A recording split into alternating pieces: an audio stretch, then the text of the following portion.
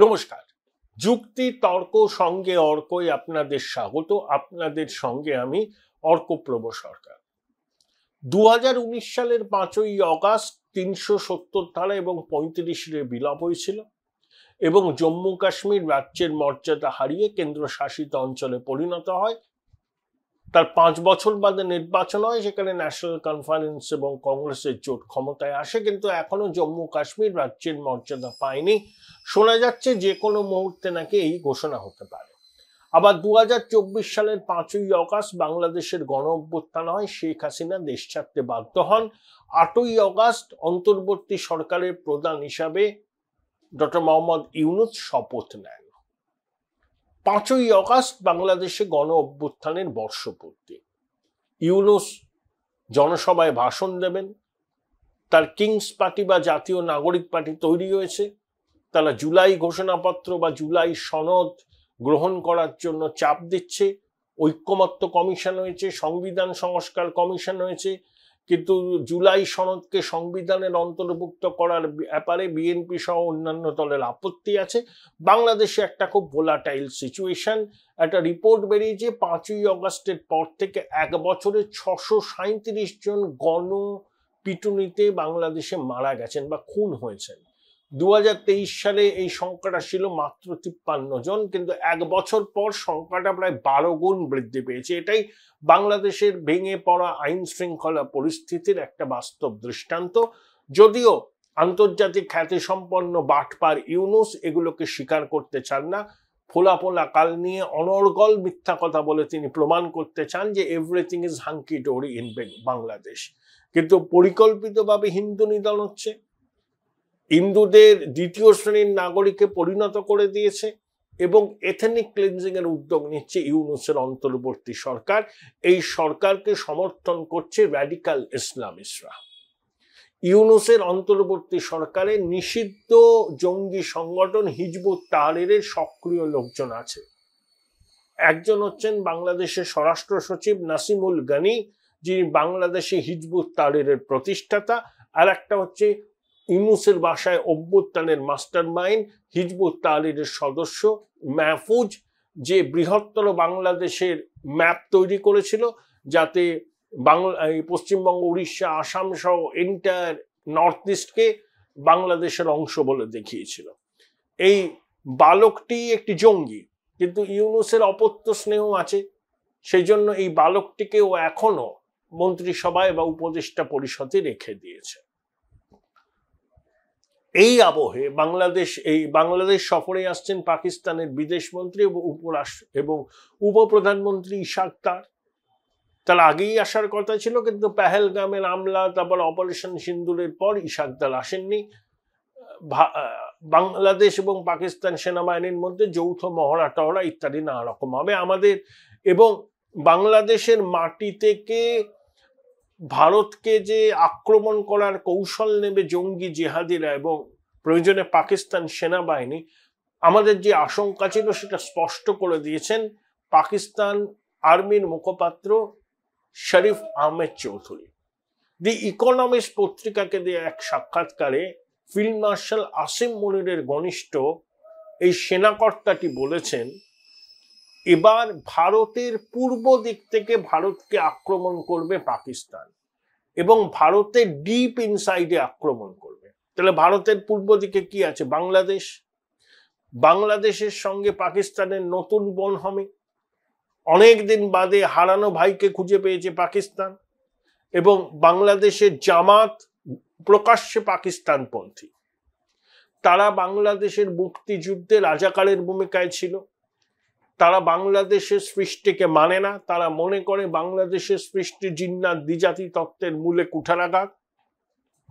ঢাকায় অবস্থিত Pakistan high commission খুব অ্যাক্টিভ। পাকিস্তানের সেনাকর্তারা, আইএসআই এর কর্তারা বাংলাদেশ ঘুরে গেছেন। জসিমউদ্দিন রহমানি সঙ্গে তারা লালমনিরহাটে গিয়ে পরিত্যক্ত এয়ারস্ট্রিপটা ঘুরে দেখেছেন।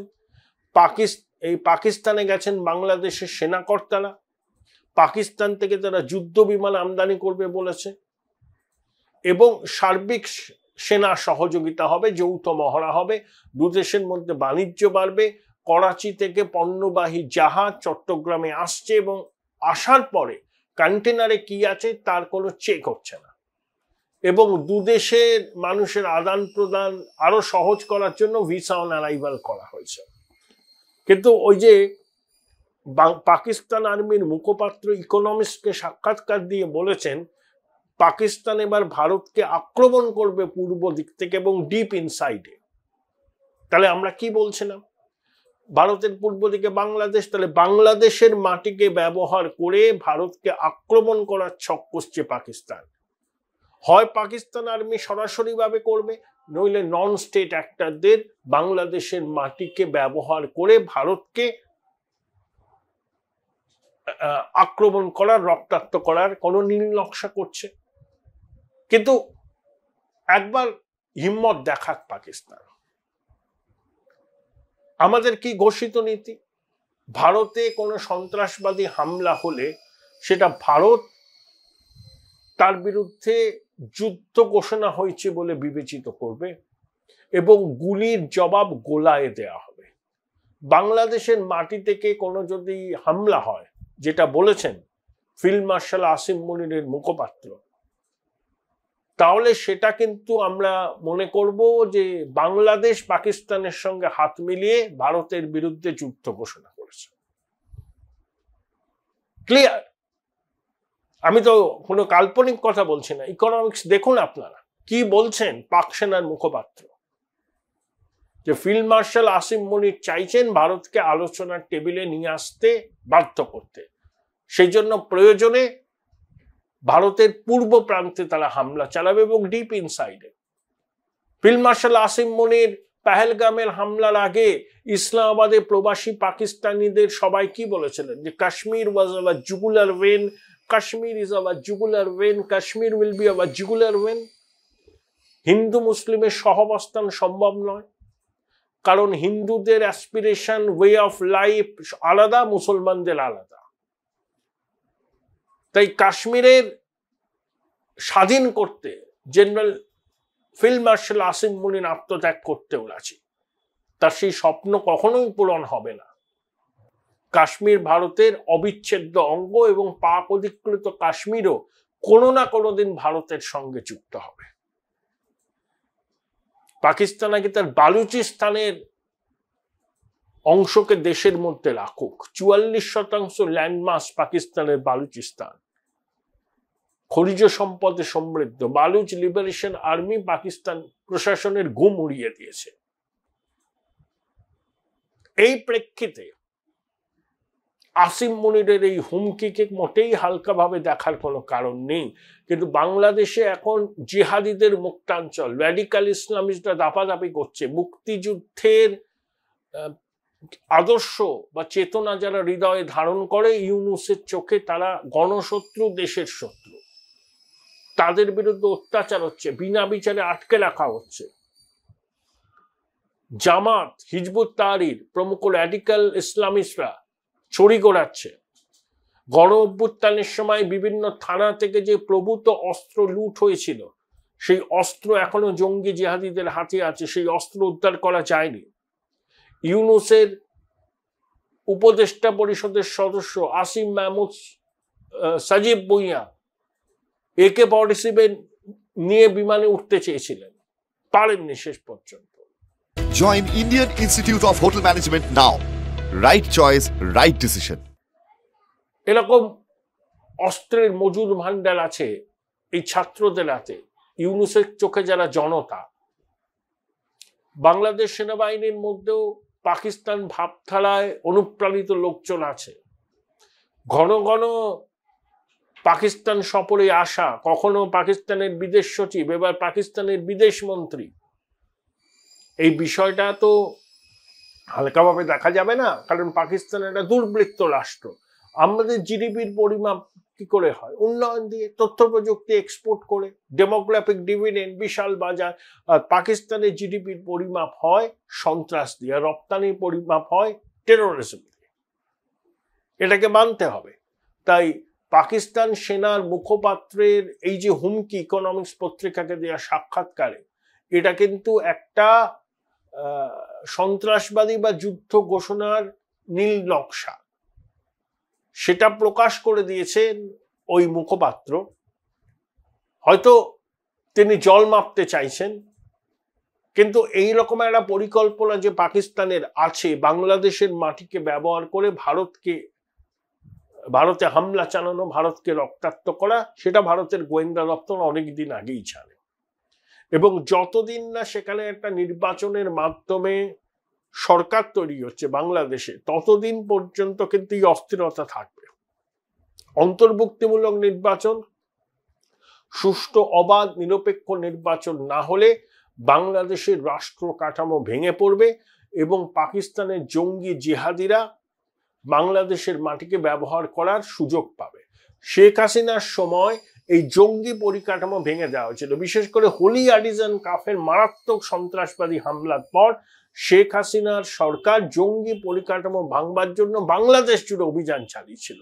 তাতে অনেক জঙ্গি ধরা পড়েছিল, পালিয়ে গিয়েছিল। ইউনূসের অন্তর্বর্তী সরকার আসার পর জঙ্গিদের ধর্মপিতা আইন উপদেষ্টা আসিফ নজরুল, জসিমউদ্দিন রহমানি সহ অনেক জঙ্গিকে জেল থেকে মুক্ত করে দিয়েছে। সেই জসিমউদ্দিন রহমানি প্রকাশ্যে ঘুরে বেড়াচ্ছে এবং ভারত বিরোধী সন্ত্রাসের হুমকি দিচ্ছে। এই পরিস্থিতিতে যখন পাকিস্তান সেনার মুখপাত্র ইকোনমিস্টে সাক্ষাৎকার দিয়ে বলেন এবার ভারতে হামলা হবে ভারতের পূর্ব দিক থেকে, মানে বাংলাদেশের মাটিকে ব্যবহার করে, তখন আমার মনে হয় ভারতের মিলিটারি এস্টাবলিশমেন্ট, ইন্টেলিজেন্স এস্টাবলিশমেন্ট এবং সরকারে যারা আছেন, মোদী সরকার, তাদেরকে বিষয়টাকে মোটেই হালকাভাবে দেখা উচিত নয়। কারণ এই পরিকল্পনা দীর্ঘদিন পাকিস্তানের আছে। যখন পেহেলগামের পরে আমরা অপারেশন সিন্দুর করলাম, তখনই ইশাক দার, পাকিস্তান এই বাংলাদেশের পররাষ্ট্র উপদেষ্টা তৌহিদ হোসেনকে বলেছিলেন যে এই সুযোগ বাংলাদেশের আর্মির উচিত পাকিস্তান আর্মির সঙ্গে হাত মিলিয়ে উত্তর পূর্ব ভারতে আক্রমণ করা। তৌহিদ হোসেন বলেছিলেন এরকম বিষয় নিয়ে কোনো রকম সিদ্ধান্ত হয়নি, কিন্তু যেভাবে ইকোনমিক্স পত্রিকায় পাক সেনার মুখপাত্র এবং ফিল্ড মার্শাল আসিম মুনিরের ঘনিষ্ঠ একজন সেনাকর্তা পরিষ্কার বলেছেন যে বাংলাদেশের মাটিকে ব্যবহার করে আগামী দিনে ভারতে হামলা হবে, তখন বিষয়টাকে হালকাভাবে নেওয়া একবারই উচিত নয় ইন্ডিয়ান এস্টাবলিশমেন্টের পক্ষে।